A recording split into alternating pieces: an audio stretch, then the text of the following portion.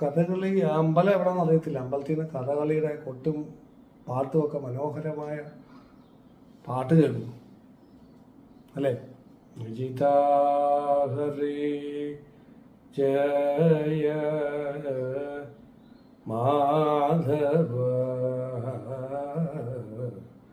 വിഷ്ണു. നമുക്ക് കേട്ടപ്പോൾ ഉള്ള ഒരു സംഭവം ഒന്ന് കണ്ടാലും ഇല്ല ഇല്ല അവയ്ക്കിങ്ങനെ പാട്ട് കേട്ട് നമ്മളിങ്ങനെ കേൾക്കുക. കുറച്ച് ദൂരം നമ്മളങ്ങനെ ഇറങ്ങി നടക്കുക. വൈകുന്നേരമാണ് സുഹൃത്തിൻ്റെ വീട്ടിൽ വന്നാൽ സുഹൃത്തിനോട് ചോദിച്ചാൽ എവിടെയാണ് ഏതമ്പലത്തിൽ നിന്നാണ് ഈ കച്ചേരി കേൾക്കുക, കഥകളിപ്പദം കേൾക്കുക? ഇത് കുചേല വൃത്തമാണോ, കുചേലഗതിയാണല്ലോ. ഓ അത് ശരി, അത് കുചേലന കൃഷ്ണൻ്റെ. അപ്പോൾ അത് കാണണം, എനിക്ക് കണ്ടേ പറ്റും. അപ്പം അങ്ങനെ നമ്മൾ സുഹൃത്തുക്കളോട് വയ്ക്കുമ്പോൾ അയാൾ പറയുന്നു ഇവിടെ അടുത്ത് എവിടെയോ ഒരു അമ്പലമുണ്ട്, കുറേ അമ്പലമുണ്ട് ആളിയ, ഏതാണെന്ന് എനിക്കറിയത്തില്ല. ശിവൻ്റെ അമ്പലമുണ്ട്, വിഷ്ണുവിൻ്റെ അമ്പലമുണ്ട്, ദേവിയുടെ അമ്പലമുണ്ട്. അവിടെയൊക്കെ ഇപ്പോൾ ഉത്സവം, എങ്ങാണ്ടൊക്കെ ഉത്സവം. ഞാൻ ഇരുന്ന് നോക്കാറുണ്ടല്ലോ, എനിക്ക് സമയമുണ്ട്. നീ വേണേൽ പോയിട്ട് വാ. നീ വരുന്നോ? ഇല്ല, നീ വേണേൽ പോയിട്ട്, എനിക്ക് സമയമൊന്നുമില്ല. പോത്തിനെന്ത് ഏറ്റവാഴ എന്ന് പറഞ്ഞില്ല. അപ്പം എന്നാ പിന്നെ കഥകളി കാണാം എന്ന് പറഞ്ഞു. ഞാൻ എന്നാ പോയിട്ട് വരാം, കഥ അടച്ച് താക്കോൽ വേണം തന്നേക്കാം നീ വരുമ്പോൾ, ഞാൻ കിടന്നേ ശല്യപ്പെടുത്തല്ലോ അയാൾ പറഞ്ഞു. ശരി, നമ്മൾ താക്കോൽ. അങ്ങനെ നമ്മൾ പോവാണ്. കുറച്ചുകൂടെ നടന്നു, കുറച്ചുകൂടെ നടന്നിങ്ങനെ വന്നപ്പോഴത്തേക്ക് കുറച്ചുകൂടെ അടുത്ത് കേൾക്കാം. പല ദിനമായി ഞാനും ബലഭദ്രാനുജ നിന്നെ പല ദിനമായി ഞാനും ബലഭദ്രാനുജ നിന്നെ നലമോടു കാൺമതിനും. അപ്പോൾ നമുക്കിത് കൂടുതൽ ഇൻട്രസ്റ്റ്, സ്പീഡിൽ നടക്കുക. കാരണം സൗണ്ട് കുറച്ചുകൂടെ കൂടുതൽ കേൾക്കണം. അപ്പോൾ ഇന്ന ഭാഗത്താണ്, ഇന്ന ദിക്കാണെന്ന് മനസ്സിലായി, മൈക്ക് സൗണ്ട്. അങ്ങനെ വന്നു. ഇപ്പോൾ രാത്രിയിലാണ്, ഇവിടെ ആരും ചോദിക്കാറൊന്നുമില്ല, വീട്ടിലൊക്കെ കയറി ചോദിക്കാൻ മതി. അങ്ങനെ വരുമ്പോൾ ഒരു വഴിയിലോട്ട് തിരിഞ്ഞു. കുറച്ചു ദൂരം നടന്നു കഴിഞ്ഞപ്പോഴത്തേക്ക് കളിയല്ലേ രുചിക്കും കാലവിഷമം. സൗണ്ട് വളരെ കുറച്ച്. അപ്പോൾ വഴി തെറ്റി. അങ്ങോട്ടല്ല. പിന്നെ അവിടുന്ന് തിരിച്ചു നടക്കും. കാമം സാധിച്ചതില്ലേ നീല നീരദവർണ. അപ്പൊ കുറച്ചുകൂടെ അടുത്ത്. അപ്പം വേറൊരു വഴിയിലോട്ട് തിരിഞ്ഞു കയറി. ഇത് അങ്ങോട്ടുള്ളതാന്ന് വെച്ചിട്ട് തിരിഞ്ഞേ പറ്റൂ. അപ്പൊ അങ്ങോട്ട് തിരിഞ്ഞു കയറി.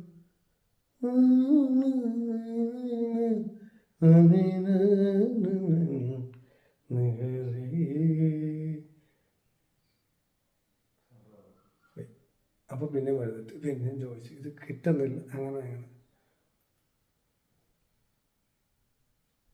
അതിനെ വഴുതെറ്റി.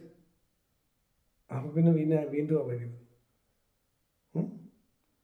പിന്നെ മുന്നോട്ട് കുറച്ചുകൂടെ വരും. മേതുര ഭക്തിയുള്ള മനസ്സിലാവുന്നുണ്ട്. അപ്പൊ കുറച്ച് അപ്പൊ ഇങ്ങനെ സൗണ്ട് പിടിച്ച്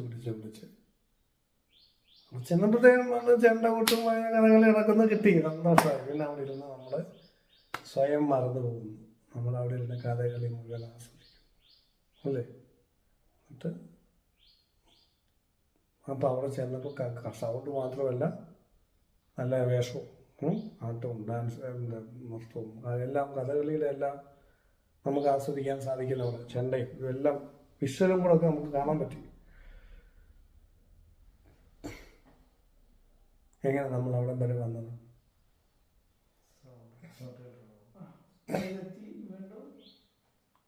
അവിടെ എത്തി. ആരും ഗൈഡ് ചെയ്യാനൊന്നുമില്ല. എന്നാൽ ഗൈഡ് ചെയ്യാനില്ലേ, ഇത് ഇന്ന ഭാഗത്ത് ഇന്ന അമ്പലമാണെന്ന് പറഞ്ഞു. ഭാഗം ഏകദേശം ഇന്ന ഭാഗത്താണ് ആ സുഹൃത്ത് പറഞ്ഞിരുന്നത്. ഈ ഗുരുക്കന്മാർക്കൊക്കെ അതേ പറ്റത്തുള്ളൂ. പിന്നെ നമ്മൾ എങ്ങനെയാണ് അവിടം വരെ എത്തിയത്? കഥകളിയുടെ സൗണ്ട് വെച്ചിട്ടാണ്, പാട്ട് വെച്ചിട്ട്. ഈ സൗണ്ടിൻ്റെ സ്ഥാനത്ത് നമ്മൾ ആത്മീയതയിലേക്ക്, കഥകളിയുടെ സ്ഥാനത്തല്ല നമ്മുടെ അന്വേഷണമായിട്ട് കണക്ട് ചെയ്യുക, വിചാരിക്കുക, സ്പിരിച്വൽ സെർച്ചായിട്ട് കരുതുക. എന്നിട്ട് ഈ കഥകളിയെ സൗണ്ടിനെ എന്തായിട്ട് വിചാരിക്കുക, എന്തായിട്ട് തിരിച്ചറിയണം? ഇവിടെ എക്സാമ്പിൾ പറഞ്ഞ് ആനന്ദമായി തിരിച്ചറിയണം. നമ്മൾ വഴിതെറ്റിയോ ഇല്ലയോ എന്നറിയുന്നത് എങ്ങനെ? ആത്മീയതയിൽ. ഇനിയിപ്പോൾ പറ്റും. എന്താ ഉദ്ദേശിച്ചത്? ആനന്ദത്തിന്റെ തോത്, ആനന്ദം കൂടിക്കൂടി വരുന്നുണ്ടെങ്കിൽ അല്ലേ? അത് മനസ്സിലാക്കണം. നമുക്ക് ആനന്ദം കിട്ടുന്നില്ലെങ്കിൽ നമ്മൾ റൂട്ട് ശരിയല്ല, നമ്മുടെ റൂട്ട് ശരിയല്ല. കാരണം സമയം കുറച്ചേ ഉള്ളൂ, കുറച്ച് നാള് മാത്രം ഈ ഭൂമിയിൽ ജീവിച്ചിരിക്കുമ്പോൾ. വന്യ സന്തപ്ത ലോകസ്ഥാമ്പു ബിന്ദുന സന്നിഭം മർത്യജന്മം ക്ഷണഭങ്കുരം. തിളച്ച ഇരുമ്പിലേക്ക് വീഴുന്ന വെള്ളത്തുള്ളി പോലെ നമ്മുടെ ജീവിതം തീർന്നു പോവാണ്. അത്ര സമയമുള്ളൂ.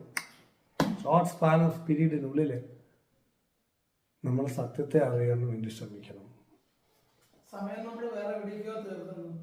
ഒരു കാര്യമില്ലാതെ നമ്മുടെ വിലയേറിയ സമയം നമ്മൾ എവിടേക്കോ കളഞ്ഞു.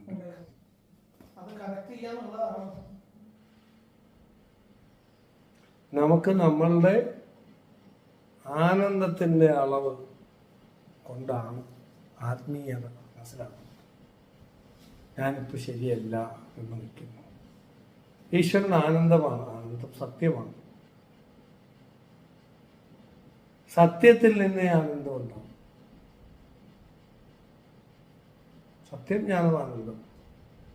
സത്യത്തിൽ നിന്ന് ജ്ഞാനം ഉണ്ടാകും. ആ ജ്ഞാനത്തിൽ നിന്ന് പ്രാണന്റെ ഗതിവിഗതികൾ മനസ്സിലാവും. അപ്പൊ കർമ്മം ശരിയാവും. അപ്പൊ ആനന്ദം ഉണ്ടാവും. ആ ആനന്ദം സമാധിയിലേക്ക് എത്തിക്കും. സത്യത്തില് ലോകത്തിൽ എല്ലാവരും ആനന്ദം തെരഞ്ഞു നടക്കുന്നുണ്ട്. ചിലത് കള്ളിന്റെ പുറകെ പോകും, ചിലത് പെണ്ണിന്റെ പുറകെ പോകും, എവിടെയാണോ കിട്ടും, ചിലർ സംഗീതത്തിലേക്ക് പോകും, പല വഴിക്ക് ആൾക്കാർ പോകും, ചിലർ സ്പിരിച്വലിലേക്ക് പോകും. കലാപരമായിട്ട് നീങ്ങുന്നതിന് ഒരു നല്ലൊരു ഇതാണ് തോന്നുന്നുണ്ട്. പക്ഷേ കലയിലേക്ക് പോയിട്ട് ലാസ്റ്റ് മദ്യത്തിലാണ് അവസാനിക്കുന്നത്. പക്ഷെ എന്താ സംഭവം എന്നറിയാം? ഇതെല്ലാം നമ്മളുടെ ഒരു എക്സ്റ്റേണൽ സിമുലേഷനാണ്. ക്ഷണഭങ്കുരമായിട്ടുള്ള ആനന്ദത്തെ തന്നെയാണ് നമ്മൾ സുഖം എന്ന് വിളിക്കുന്നത്. സുഖവും ആനന്ദവും തമ്മിലുള്ള വ്യത്യാസം എന്താണ്?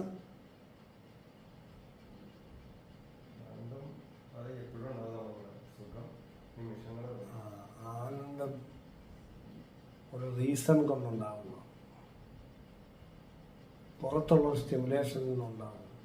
പക്ഷെ ഉള്ളിലെ ആനന്ദം തന്നെയാണ്. അല്ല, സുഖം പുറത്തുള്ള സ്റ്റിമുലേഷൻ കൊണ്ട് ഉള്ളിലുള്ള ആനന്ദത്തെ അത് ബഹിസ്ഫുരണം ചെയ്യിക്കുന്നു. ആ പുറത്തുള്ള സ്റ്റിമുലേഷൻ ഒബ്ജക്റ്റ് അല്ലെങ്കിൽ ആ പാർട്ട് കണക്ഷൻ പോയി കഴിഞ്ഞാൽ വീണ്ടും ദുഃഖമായി മാറുന്നു. അതുകൊണ്ട് അതിനെ സുഖം എന്ന് വിളിക്കുന്നു. സുഖത്തിന് ദുഃഖമായി മാറാൻ സാധിക്കും. ആനന്ദത്തിന് ദുഃഖം എന്ന് പറഞ്ഞ് മാറാൻ പറ്റത്തില്ല. അത് നമ്മുടെ ബേസിക് ആയിട്ടുള്ള അവസ്ഥയാണ്. ആനന്ദത്തെയാണ് ഈ സുഖം സ്റ്റിമുലേറ്റ് ചെയ്തെടുക്കുന്നത്. അല്ലെങ്കിൽ പുറത്തുനിന്നുള്ള ഒരു പാട്ട് കേട്ട്, അല്ലെങ്കിൽ ഒരു സെക്സ് ചെയ്ത്, അല്ലെങ്കിൽ ഫുഡ് കഴിക്കും. അതിന് നമ്മുടെ ഉള്ളിലുള്ള ആനന്ദത്തെ തിരിച്ചറിയുന്നു. പ്രത്യാഹാരം നടന്ന് ഫുഡ് എടുത്തിട്ട് ഇങ്ങനെ ബാഹ്യബോധം ആന്തരിക ബോധത്തിലൂടെ ഒരു നിമിഷത്തേക്ക് ആനന്ദം അറിയും. പാട്ട് കേൾക്കുമ്പോൾ ഇങ്ങനെ ഒരു നിമിഷത്തേക്ക് ലയിച്ച്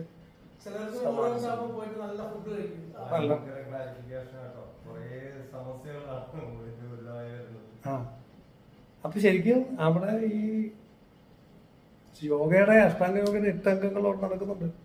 ഫുഡ് കഴിക്കുമ്പോൾ നിയമ ആസന ധാരണ ധ്യാനം സമാധി പ്രത്യാഹാര ധ്യാനം സമാധി അവിടെ സംഭവിക്കും. ഒരു ഫുഡ് കഴിക്കാന്ന് പറയുന്നത് യമം വേണം. പക്ഷെ മാനസികമായ ശുദ്ധിയാണ് യമം. യാജ്ഞവൽക്കൻ 10 എണ്ണവും പതഞ്ജലി 5 എണ്ണവും പറയുന്നു യമം. അഹിംസ, സത്യമസ്തേയം, ബ്രഹ്മചര്യം, ദയാർജവം, ക്ഷമ, ത്രിദുർമിതാകാരം, ശൗചം, ത്വത്വേ, യമാദർശ, ഇങ്ങനെ 10 യമങ്ങൾ. അഹിംസ, സത്യം, ഇതൊക്കെ മനസ്സിനെ ശുദ്ധീകരിക്കാനുള്ള, സത്യം പറയണം, അഹിംസ പാലിക്കണം. ഈ 10 യമങ്ങൾ പാലിക്കുന്നു എന്ന് അവിടെ ഫുഡ് കൊണ്ട് വെക്കുമ്പം മനസ്സിനെ സ്റ്റോപ്പ് ചെയ്യുമ്പോൾ ഈ 10 യമങ്ങൾ വായിക്കും. കൈ കഴുകിയിട്ട് വരണം, ശാരീരിക ശുദ്ധി വേണം. അതിനകത്ത് അഴക്ക് ഇരുന്നാൽ കഴിച്ചാൽ വേറെ ടേസ്റ്റാണ് അല്ലേ? അപ്പോൾ കൈ കഴുകിയിട്ട് വരണം. അപ്പോൾ ശാരീരിക ശുദ്ധിയായി, നിയമമായി. ശാരീരിക ശുദ്ധിക്കാണ് നിയമം എന്ന് പറയുന്നത്. തപസ്, സന്തോഷം, ആസ്തിക്യം, ദാനം, ഈശ്വര പൂജനം, സിദ്ധാന്തം, ശ്രവണം ചെയ്യുക, ഹ്രീ മതിഷ്ഠ ജപോ വൃത്തം. 10 നിയമങ്ങൾ അഷ്ടാംഗയോഗയിൽ പറയും. അത് ശാരീരിക ശുദ്ധി. ഇപ്പൊ ഫുഡ് കൊണ്ടുവച്ചു, കൈ കഴുകിയിട്ട് വന്ന് അവസാനമൊക്കെ പറഞ്ഞുകൊണ്ടിരുന്ന അപ്പൊ മാനസിക ലോകത്തെ ശുദ്ധിയായി, ശ്രദ്ധ അതിലേക്ക് വന്നപ്പോ യമമായി. ഓടിപ്പോയി കൈ കഴുകിയിട്ട് വന്നപ്പോ നിയമമായി. യമനിയമം, പിന്നെന്താ ആസനം അല്ലേ? മറ്റുള്ള നിങ്ങൾ ഫുഡ് കഴിക്കാനായിട്ട് ഇങ്ങനെയല്ലേ ഇരിക്കുന്നത്? ഇങ്ങനെ വളഞ്ഞിരുന്ന് കഴിച്ചാൽ നമുക്കൊരു സുഖമുണ്ടോ? സദ്യക്കൊക്കെ ഇരിക്കുമ്പോൾ അപ്പൊ നമ്മൾ നിബന്ധന അറിയാതെ വരുന്നൊരു പ്രോസസ് ആസന സിദ്ധിയാണ്. പ്രാണായാമം അല്ലേ?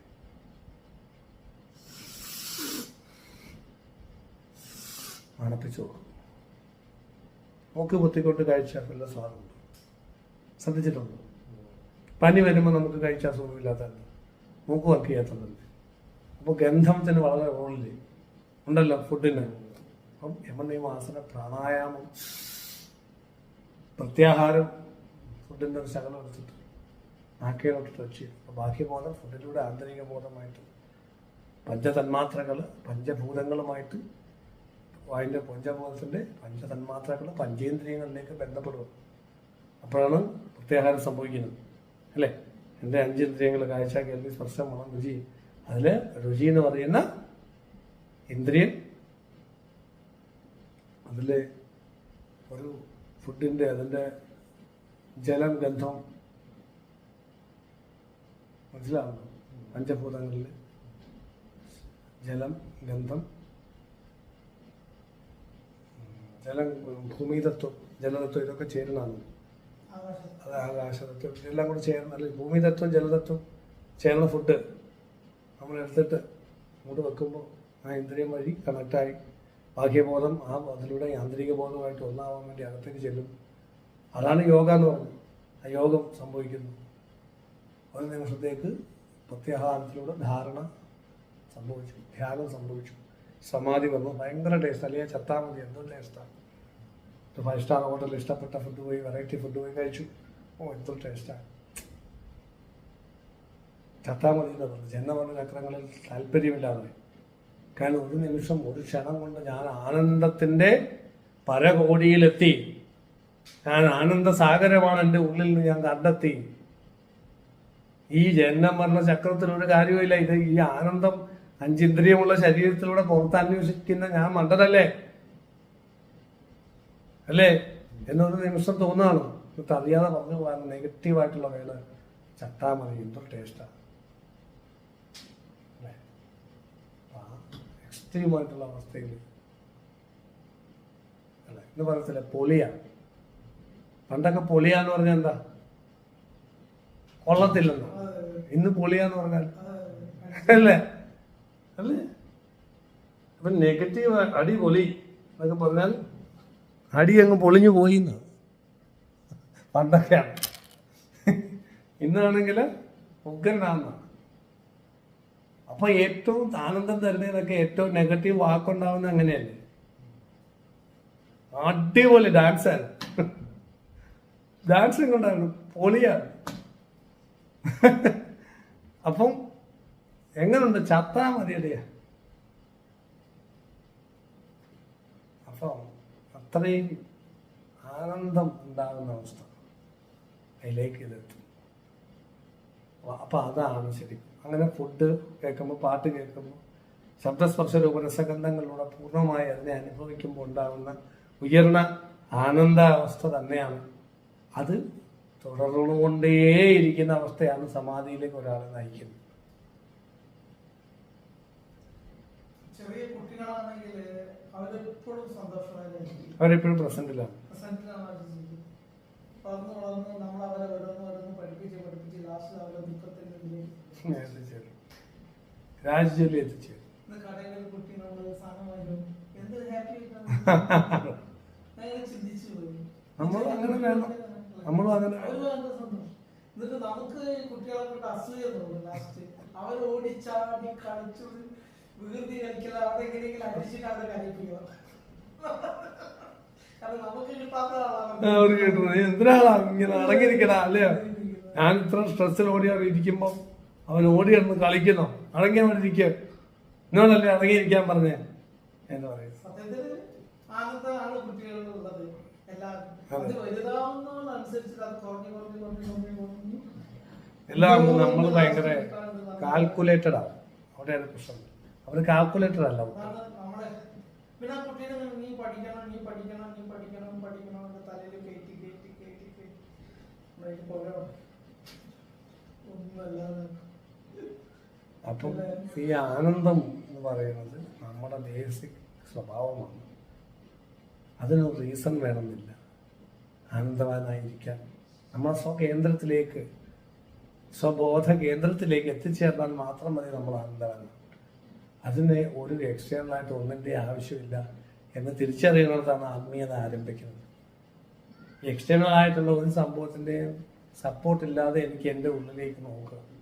കാരണം എക്സ്റ്റേണലായിട്ട് ഈ ആനന്ദം തരുന്നതിനൊക്കെ കാശ് മുടക്കും, ബുദ്ധിമുട്ടും കഷ്ടപ്പാടുമുണ്ട് അല്ലേ.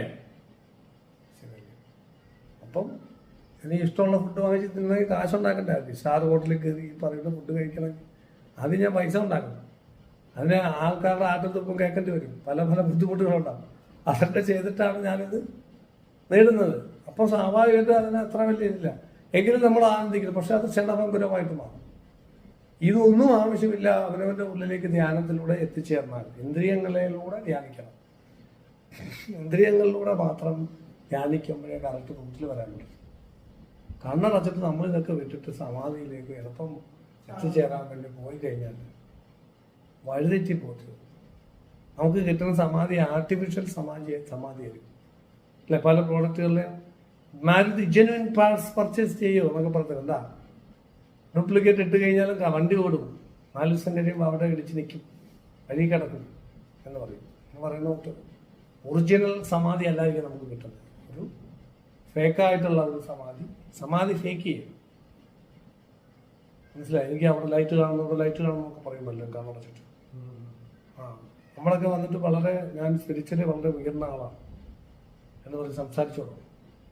ഞാൻ കുറേ നാളായിട്ട് ധ്യാനം ചെയ്യുന്ന ആളാണ്. എനിക്ക് ഭയങ്കര സംഭവങ്ങളൊക്കെ ഉണ്ട്, എക്സ്പീരിയൻസ് ഉണ്ട്. അതുകൊണ്ടൊക്കെ നമ്മളൊക്കെ അങ്ങനെ എക്സ്പീരിയൻസ് ഒന്ന് പറഞ്ഞു തരുന്നുണ്ട്. പുള്ളി വലിയ കൂട്ടത്തിലൊക്കെ ചില ആൾക്കാരൊക്കെ കാണും, പുള്ളിയുടെ ശിഷ്യനാണെന്നൊക്കെ പറഞ്ഞു. മനസ്സിലായി. അവരെയൊക്കെ പറഞ്ഞിങ്ങനെ വെച്ചിരിക്കുകയാണ്. അത് പുള്ളി തെറ്റല്ല, പുള്ളിക്ക് കാരണം പുള്ളി വിശ്വസിക്കുന്നു, പുള്ളിക്ക് സമാധി കിട്ടിയെന്നൊക്കെ. അപ്പം സംസാരിച്ച് വരുമ്പോൾ ഇത് പുള്ളി ലൈറ്റൊക്കെ കണ്ടിട്ടുണ്ട് കണ്ണടച്ചിട്ട്. അങ്ങനെ കുറേ എക്സ്പീരിയൻസ് എന്തൊക്കെയൊക്കെ പുള്ളിക്ക് കിട്ടിയിട്ടുണ്ട്. അപ്പം എനിക്ക് പിന്നെ പുള്ളി കുറേ സംഭവങ്ങളൊക്കെ ആൾക്കാർ ഇങ്ങനെ പറയും. നമ്മൾ ചോദിക്കുന്നത് സമാധിയാണോ? സമാധിയാണ്. സമാധിക്ക് പക്ഷെ ഇങ്ങനെ ചില സംഭവങ്ങളുണ്ടല്ലോ. വഴിതെറ്റിക്കുന്നത് പാട് കിടന്നുണ്ട്. അത് വലിയ അപകടമാണ്. അങ്ങനെയുള്ള പുസ്തകങ്ങൾ നമ്മൾക്ക് ഒരുപാട് ദോഷം ചെയ്യും. അങ്ങനെയുള്ള 2-3 പുസ്തകങ്ങളുണ്ട്. ആളുകൾ ഒരുപാട് വഴിതെറ്റിക്കുന്നു. ഒന്നാമത് ഓട്ടോബയോഗ്രഫി ഓഫ് യോഗാനന്ദ പരമഹംസർ. തുടക്കത്തിൽ സ്പിരിച്വാലിറ്റിയുടെ താല്പര്യം വരാൻ ഇതൊക്കെ നല്ലതാണ്. ഞാനും വായിച്ചിട്ടുള്ളൂ, എനിക്ക് ഇഷ്ടമുള്ള ബുക്കാണ്. പക്ഷെ ഇത് തിരിച്ചടിക്കുന്നുണ്ട് ഇതിനകത്ത് ചില സംഭവം. അതുപോലെ സിദ്ധികൾ കിട്ടാനൊക്കെ വേണ്ടിയിട്ട് ആളുകൾ ഇല്ലെങ്കിൽ ഞാൻ കുറഞ്ഞവനാണെന്ന് തോന്നുകയും ഹിമാലയത്തിൽ പോയില്ലെങ്കിൽ എൻ്റെ ജീവിതം വേസ്റ്റാന്ന് തോന്നുകയും സ്പിരിച്വാലിറ്റി ഇന്ന് ഉണ്ടാവത്തില്ല എന്ന് പറയുകയും ചിന്തിക്കായി ബാബാജി ഒരു പ്രാവശ്യമെങ്കിലും കണ്ടില്ലെങ്കിൽ ഞാൻ സ്പിരിച്വൽ അല്ല എന്ന് തോന്നുകയായി. മനസ്സിലാവുന്നുണ്ടോ? ഇങ്ങനൊരു ക്യാരക്ടറിനോടുള്ള ആരാധന ആയിട്ട് നടക്കുന്ന ആളുകളുണ്ട്. ബാബാജിയെ കണ്ടിട്ട് അവരുടെ ഫോട്ടോ കണ്ടിട്ട് അത് മനസ്സിലിട്ടിട്ട് കണ്ടു പറയാൻ വേണ്ടി കിടന്ന് പാടുപാട്. സത്യം. ഇതൊക്കെ ഉള്ളതാ, ഇല്ലെന്ന് നമ്മൾ പറയുന്നില്ല. ഇതിനൊന്നും നിന്ദിക്കുമല്ല കേട്ടോ. ഇതൊക്കെ ഉള്ളതാണ്, ഇല്ലെന്ന് പറയുകയല്ല, നിന്ദിക്കുമല്ല. ഇത് ആളുകൾ എന്നിട്ട് പല ആളുകളും കുടിൽ വ്യവസായം പോലെ ഇപ്പോൾ ക്രിയായോഗ ദീക്ഷ കൊടുക്കുന്നുണ്ട്. അപ്പം ശരിക്കും ഞാൻ അവരെ വിമർശിക്കുകയല്ല, ഞാൻ ആരെയും വിമർശിക്കുന്നില്ല. പലപ്പോഴും സത്യത്തിന്റെ പാത അടഞ്ഞു പോകുന്ന രീതിയിലേക്ക് ഇത് വരുന്നുണ്ടെന്നുള്ളതുകൊണ്ടാണ് നമുക്ക് പ്രശ്നം, സങ്കടം വരുന്നത്. ആളുകൾ വഴിതെറ്റിക്കപ്പെടുന്നുണ്ടെന്നുള്ളതാണ് സങ്കടം. അപ്പം ഇങ്ങനെ സങ്കല്പത്തിൽ ഓരോ സംഭവങ്ങൾ ഉണ്ടാക്കി. അപ്പം നമ്മൾ അനുഭവങ്ങൾ ചോദിക്കുമ്പോൾ കക്ഷി ഒരു ഫസ്റ്റ് ലെവലിലേക്ക് പോലും എത്തിയിട്ടില്ല എന്നുള്ളതാണ് ആത്മീയത. കോണം മാത്രം എടുത്ത് അരുണാചലത്തിൽ നിന്നിട്ട് സുമ്മായിരി എന്നൊരു മനുഷ്യൻ പറയണമെങ്കിൽ അദ്ദേഹത്തിന്റെ തല എന്തായിരിക്കും അല്ലെ? രമണ മഹർഷിയെ കുറിച്ച് ഒരു അദ്ദേഹം ഈ പറഞ്ഞ എന്ത് മാജിക്കാ കാണിച്ചിട്ടുണ്ട്. വളരെ ലളിതമായി സത്യം പറഞ്ഞവരാണ് പല തമിഴ് സിദ്ധ അല്ലെങ്കിൽ പല ആചാര്യന്മാരും അങ്ങനെയാണ്. അവർ വളരെ ലളിതമായിട്ട് സത്യം പറഞ്ഞു, ഡയറക്റ്റ്. ഉപനിഷത്തിലെ ഋഷിമാർ എന്ത് മാജിക്കാ കാണിച്ചിട്ടുള്ളത് അല്ലേ? അവർ ഡയറക്റ്റ്ലി അങ്ങ് പ്രഖ്യാപിക്കുകയല്ലേ, പ്രത്യക്ഷം ബ്രഹ്മ, അയമാത്മ ബ്രഹ്മ, അഹം ബ്രഹ്മാസ്മി എന്നൊക്കെ. അതിനപ്പുറം വലിയ കണ്ടുപിടുത്തം എന്താണുള്ളത്? അപ്പൊ ഇത് വളരെ സിമ്പിളായിട്ടും ലളിതമായിട്ടും ഉള്ളൊരു സംഭവത്തിനെ ഒരുപാട് കോംപ്ലിക്കേറ്റഡ് ആക്കി മാറ്റും. എന്നിട്ട് അത് വേണ്ടി കോംപ്ലിക്കേറ്റഡ് ആയിട്ട് വർക്ക് ചെയ്യുന്നു. എന്നിട്ട് അതിൻ്റെ ഫ്രസ്ട്രേഷൻ വരുന്നു അല്ലേ? ഒരു ശ്വാസത്തിലേക്ക് ഒരു നിമിഷം ശ്രദ്ധിക്കാൻ പോലും സമയമില്ലാതെ പ്രാണായാമം ചെയ്യുന്നു. ശ്വാസത്തിനെ വലിച്ച് കയറ്റി താത്തിറക്കി ബുദ്ധിമുട്ടിച്ച് ശരീരത്തെ, അവനവൻ്റെ ശരീരത്തെ മറ്റുള്ളവർക്ക് ഒരു പബ്ലിക് ന്യൂസൻസ് ആയിട്ട് ആളുകൾ മാറുന്നു. മാത്രമല്ല അതിലേക്ക് ആളെ ചേർക്കാൻ വേണ്ടി ഓടി നടക്കുന്നു. മനസ്സിലാവുന്നുണ്ടോ? ആ ഒരു ഗ്രൂപ്പിലേക്ക് ആളെ ചേർക്കാൻ, അല്ലെങ്കിൽ ആ കൾട്ടിലേക്ക്, അല്ലെങ്കിൽ ആ ഒരു വീട്ടുകാരുടെ പറയുന്നു നിങ്ങൾ ചെയ്യും, ഞാൻ ചെയ്യുന്നുണ്ട്. കാരണം കക്ഷിക്ക് ഉറപ്പില്ല, ഒരു 10 പേര് കൂട്ടത്തിലുണ്ടെങ്കിൽ ഒരു സമാധാനമാണ്. ഞാൻ ഒറ്റയ്ക്കല്ലേ കുഴി വീഴുന്നേ. അപ്പം ശരിക്കും നമ്മളിത് മനസ്സിലാക്കുന്ന സംഗതി എന്തിനാണ് ഇങ്ങനൊന്നും അല്ല, ഇങ്ങനൊന്നും പറഞ്ഞിട്ടില്ല നിങ്ങൾ ആരും. സ്വാഭാവികതയിൽ വിടരുന്ന പുഷ്പമാണ് ഈശ്വരൻ. നമ്മൾ ഒഴുക്കിനെതിരെ നീന്തി എത്തുമോ? 1000 കാര്യങ്ങൾ നമുക്കെതിരായിട്ട് നിൽക്കുന്നതായിട്ട് തോന്നും. ഒഴുക്കിനെതിരെ നീന്തി, ഒഴുക്കിന് അനുകൂലമായിട്ട് ചുമ്മാ കിടന്നു കൊടുത്താൽ മതി, ലക്ഷ്യസ്ഥാനത്ത് എത്തിക്കോളും. എൻ്റെ കുറെ ആശയങ്ങളും ചിന്തകളുമാണ് ഇതിനകത്ത് എന്നെ ഒഴുക്കിനെതിരെ നീന്തുന്നവനാക്കി മാറ്റുന്നത്. ഞാനുള്ള ഒട്ടുമില്ലെങ്കിൽ എക്സിസ്റ്റൻസ് ഈശ്വരൻ നമ്മളിലൂടെ പ്രവർത്തിച്ചുകൊണ്ടിരിക്കും. നമ്മളൊരു കാഴ്ചക്കാരനായിട്ട് നിന്ന് കൊടുത്താൽ മതി. ഞാൻ ചെയ്യുന്ന ഒരു കാര്യങ്ങളിൽ എൻ്റെതായ ഒരു ഇടപെടലില്ല. ദേവി നമ്മളിലൂടെ പ്രവർത്തിക്കുകയാണ്.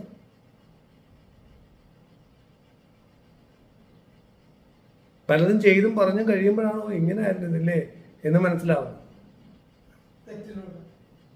ഇങ്ങനെ അല്ല, ചെയ്ത് കഴിയുമ്പോഴേ, അത് കറക്റ്റായിട്ട് വരുമ്പോഴേ, ഓ ഇങ്ങനെ ഇത് ചെയ്യണ്ട ഇല്ലേ. ഇതിനു മുമ്പ് നമുക്കറിയില്ല അത് അങ്ങനെ ചെയ്യണ്ടെന്നുള്ളത്. ഇത് എങ്ങനെ ചെയ്യുമെന്ന് ആലോചിക്കും ഒരു നിമിഷം. അത് കഴിയുമ്പോൾ നമ്മൾ അതൊന്നും ചെയ്യും. ചെയ്തെല്ലാം ഭംഗിയായിട്ട് വന്നു കഴിയുമ്പോൾ ഇങ്ങനെയാണ് ഇത് ചെയ്യേണ്ടത് എന്ന് പഠിക്കുന്നത്. അതിന് മുമ്പ് നമുക്കറിയില്ല. അതെന്തുകൊണ്ടാണെന്ന് അവിടെ ആ അറിവില്ലായ്മയിലാണ് ഈശ്വരൻ പ്രവർത്തിക്കുന്നത്. ഈശ്വരൻ ചെയ്യുമ്പോൾ അത് ഭംഗിയാവും.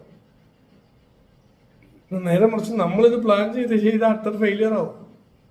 അങ്ങനെ കുറെ ഫെയിലിയർ വന്നതുകൊണ്ട് പിന്നെ നമ്മളൊന്നും ചെയ്യാതായപ്പോൾ ഈശ്വരൻ നമ്മുടെ കൂടെ പ്രവർത്തിച്ച് നന്നായിട്ട് ചെയ്യുന്ന കണ്ടപ്പോഴാണ് ഇങ്ങനെയാണ് ഇത് ചെയ്യേണ്ടതെന്ന് മനസ്സിലാവുന്നത് പലതും.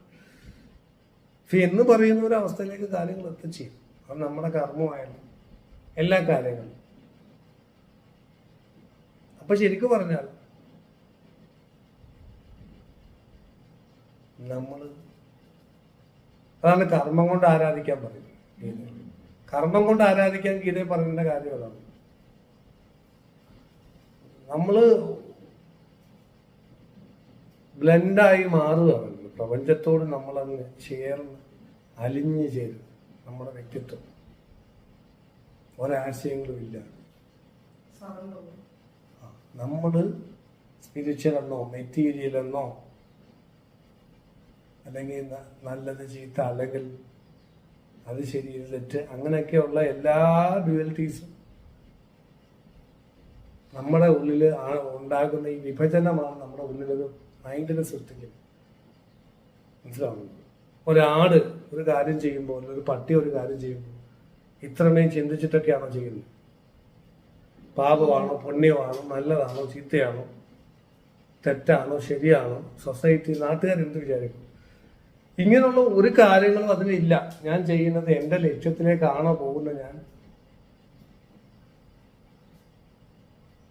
അങ്ങനെ പോലും അതിനൊരു ചിന്തയില്ല. ഒരു 30 വർഷം മുൻകൂട്ടി കണ്ടൊക്കെ മനുഷ്യൻ പ്ലാൻ ചെയ്യാൻ പറ്റും എന്നുള്ളതാണ് അവൻ്റെ ദുരിതവും നല്ലതും. ഒരു കണക്കിന് ദുരിതവും ഒരു കണക്കിന് നല്ലതും. അവനൊരിക്കലും പ്രസന്റ് ജീവിക്കാൻ പറ്റത്തില്ല. അവൻ ഫ്യൂച്ചറിലായിരിക്കും. അപ്പൊ ടെൻസ്ഡ് ആയിരിക്കും. എൻ്റെ ഈ ലക്ഷ്യത്തിനോട് ചെയ്യുന്നുണ്ടോ ഇത് നോക്കാതെ എന്തെങ്കിലും അവന് ചെയ്യാൻ പറ്റുമോ? ഒരു സ്റ്റെപ്പ് മുന്നോട്ട് വെക്കാൻ പറ്റുമോ? അപ്പൊ ആരാണ് ഏറ്റവും വലിയ ദുരന്തത്തിൽ ജീവിക്കുന്നവൻ?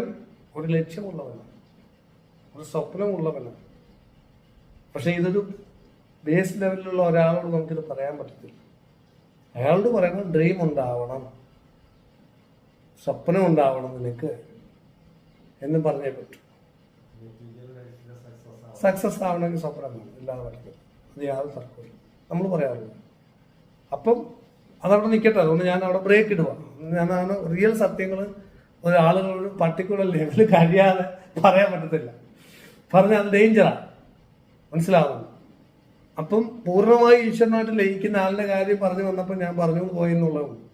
അയാൾക്ക് ഇങ്ങനെയുള്ള ഒരു ഫ്യൂച്ചറും അവിടെ ഇല്ല. കാരണം ആ ഫ്യൂച്ചർ മൈൻഡിനെ ഉണ്ടാക്കും. മൈൻഡിനെ ഉണ്ടാക്കുന്ന കാര്യങ്ങൾക്കെല്ലാം എതിരായിരിക്കും യഥാർത്ഥത്തിൽ ആത്മീയപരമായി നീങ്ങുന്ന ഒരാൾ.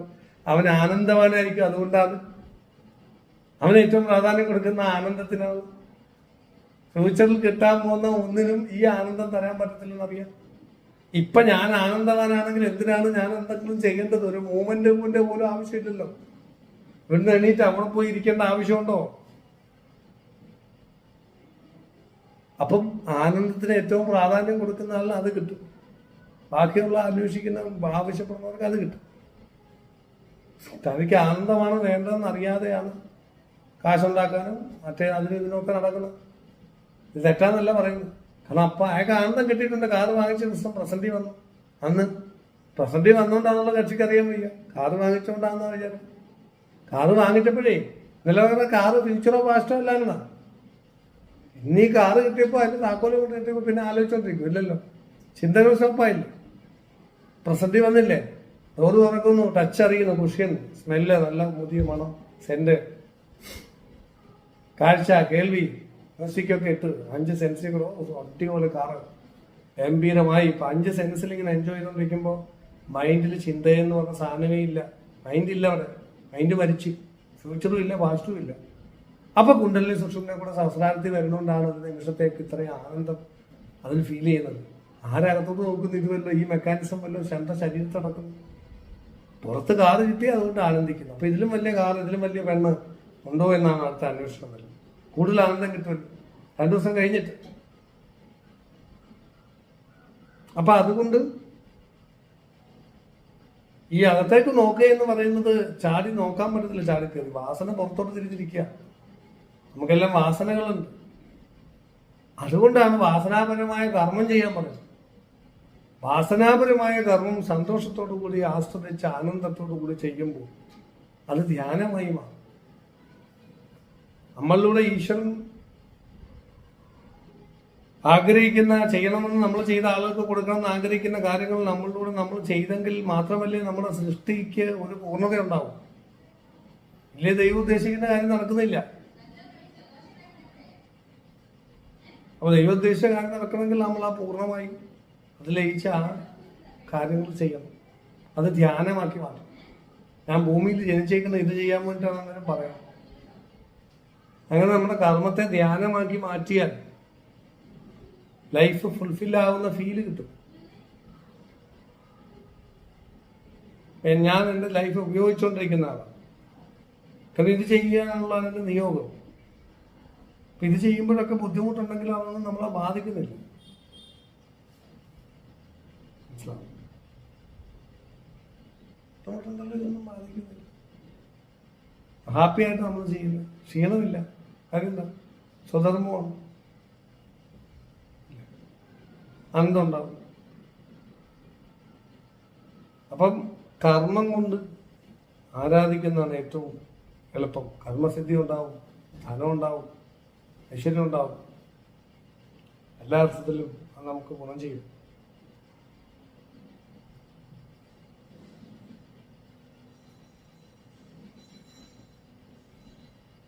എന്തെങ്കിലുമൊക്കെ പ്രതീക്ഷകൾ ജീവിതത്തിലുണ്ടെങ്കിൽ ആനന്ദം ഉണ്ടാവും. പ്രതീക്ഷകൾ നഷ്ടപ്പെടുമ്പോൾ ദുഃഖമുണ്ടാകും. അപ്പൊ ആത്മീയപരമായി വളരുക എന്നുള്ളത് ഒരു ആനന്ദത്തിന് വേണ്ടിയിട്ടുള്ള ഒരു പ്രതീക്ഷയായിട്ട് വെക്കുന്നത് തെറ്റൊന്നുമില്ല. ഏറ്റവും ഉത്തമമായിട്ടുള്ള ഒരു അഭിവാഞ്ഛയാണ്. പക്ഷെ അതും ആഗ്രഹമാണെങ്കിൽ പ്രസന്റിൽ നിൽക്കാൻ പറ്റില്ല എന്നാണ് ഞാൻ പറഞ്ഞത്. പ്രസന്റിൽ നിന്നാലേ ആത്മീയത വളരത്തുള്ളൂ. അപ്പോൾ പ്രസന്റിൽ നിൽക്കണമെങ്കിൽ നമ്മൾ കർമ്മം ചെയ്യുന്നത് നല്ലതാണെന്ന് പറഞ്ഞതിൻ്റെ കാര്യമാണ്. അതിൻ്റെ ഒരു ടാർഗറ്റ് അവിടെ ഉണ്ടാവുമെങ്കിലും അപ്പോൾ നമ്മുടെ ഈ പരമമായ ആനന്ദത്തെ സാക്ഷാത്കരിക്കുക എന്നുള്ളതാണ് എല്ലാവരുടെയും ആഗ്രഹം. അതവിടെ ഉണ്ടാവും, കളഞ്ഞാലും പോത്തില്ല. അത് ബേസിക് നീഡ്, അടിയിലുള്ള ഒരു ബേസിക് ആയിട്ടുള്ള ഒരു നീഡാണ് എല്ലാവരുടെയും. അപ്പം അത് ഫുൾഫിൽ ആവുന്നത് ഇത് ഞാൻ എൻ്റെ ആ പാതയിൽ വിജയിച്ചുകൊണ്ടിരിക്കുകയാണെന്ന് തിരിച്ചറിയുമ്പോഴേ ഫുൾഫിൽ ആവത്തുള്ളൂ. അപ്പം അതുമില്ല ഇതുമില്ല എന്നായിട്ട് കാര്യമില്ല. അപ്പം അതിൽ ഫുൾഫിൽ ചെയ്യത്തക്ക രീതിയിലേക്ക് പോകാൻ ആണ് സാധന ചെയ്യുന്നത്. ജപം, മെഡിറ്റേഷൻ ഇത്യാദി കാര്യങ്ങൾ ചെയ്തു വരുമ്പോൾ, വിശേഷം ജപം വരുമ്പോൾ കുറെ ജപിച്ച് കഴിയുമ്പോൾ അങ്ങനെ ആനന്ദം വരാൻ തുടങ്ങും.